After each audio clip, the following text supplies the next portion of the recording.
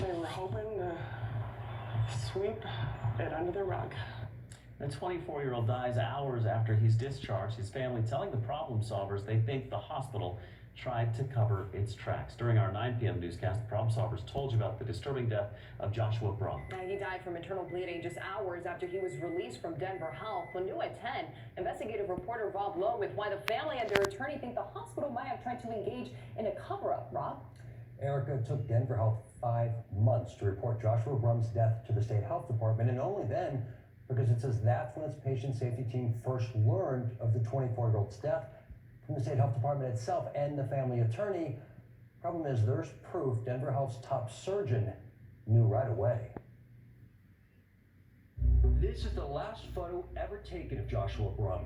He had just been discharged from Denver Health after a 12-day stay. His left kidney removed because of a snowboarding accident. Doctors said he was on the road to recovery when they released him. They messed up by letting him go too soon. The autopsy report obtained by the problem solvers found Joshua Brumm died of internal bleeding. Joshua's mom, Lynn Brumm, is convinced Denver Health knows it messed up. They were hoping to sweep it under the rug. She believes that's why his discharge paperwork wasn't signed by doctors until December 3rd, the day after he died.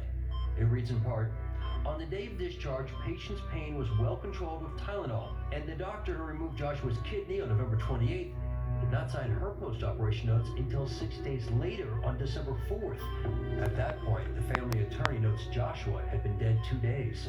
Where the doctors and the surgeon don't complete their operative note and the discharge summary until after they learned about Joshua's death, and the way that those reports were written to go out of their way that Joshua Brumm was fine, really raises serious concerns that there was a post-death cover-up. Denver Health would not report Joshua's death to the state for 5 months.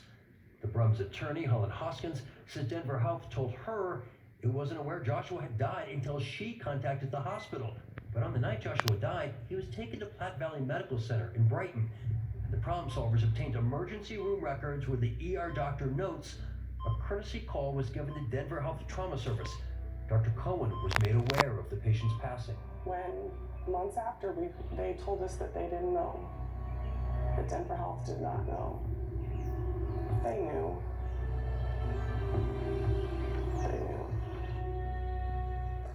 Dr. Mitchell Cohen, who took that call from Platte Valley Medical Center on the night Joshua Brumm died, is no longer with Denver Health, but the hospital says it's not because of this case that he left voluntarily before the Brumm's family attorney came calling. Now, Denver Health does admit Dr. Cohen failed to notify its risk and management team at Denver Health about Brumm's death, but as soon as the management team says it learned, it then cooperated with the state's investigation, though the hospital won't say if Dr. Cohen notified the doctors who wrote the reports after Brumm's death.